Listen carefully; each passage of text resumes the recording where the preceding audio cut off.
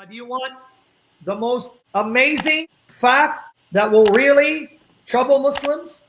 Do you know in Surah Al-Ikhlas, it says, Kulhu Allah, Ahad, Allahu Samad, Allahu Samad, Allahu Samad. Till this day, if you read the Muslim commentators, you will see the Muslim commentators do not know what Samad exactly means. They don't know what it means. Don't let Muslims deceive you in telling you what it means. Look up Tafsir al-Tabari. Look up Tafsir al-Qurtubi. Look up Tafsir Ibn Kathir. Look at the commentators of these renowned Muslim scholars of the medieval period. And they will give you several meanings for Samad, telling you some people said Samad means this, some said it means that, some said it means this. They do not know the exact meaning of Samad. More proof that the Quran is incoherent, unintelligible babble. One renowned scholar of Islam named Franz Rosenthal, in one of his writings called Some Minor Problems in the Quran. Guys, pay attention to what this scholar of Islam says about the word Samad. He goes through Tabari's various explanations, showing how the Muslims were confused.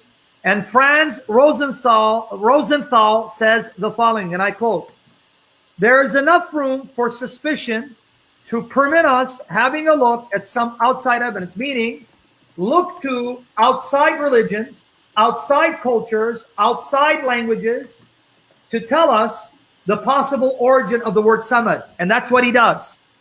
There we encounter a noteworthy phenomenon. The not infrequent religious connotation of the root Samad.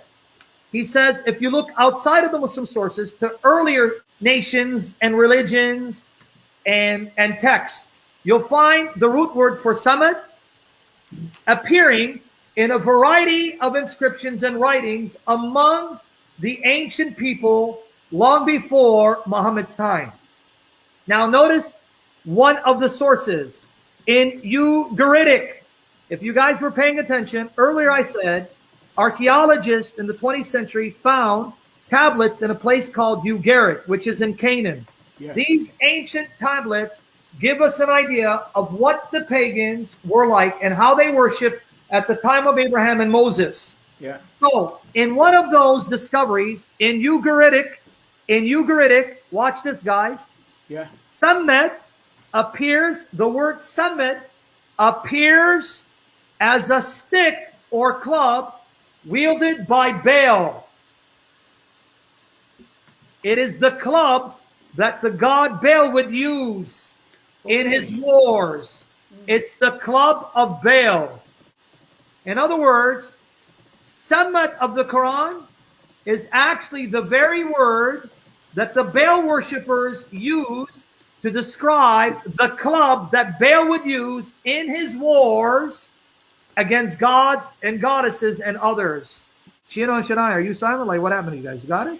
Yeah, it is thinking, to be honest, when you say a Samad, we've been taught, in different way, and now you say club of, Baal, a stick Baal was using. It's just, it is interesting, and it's getting more intense. So that's why we are, observing. But now watch, you think this is confusing? Watch this. In the Kilamu inscription, line 15, we find Baal Samad. The words Baal Samad. Apparently Baal, as the owner of his divine club, Baal, even in Hebrew, means Lord, Master, Owner, or Husband. So they found the words Baal Samad, meaning the owner of the club. Yeah. Okay.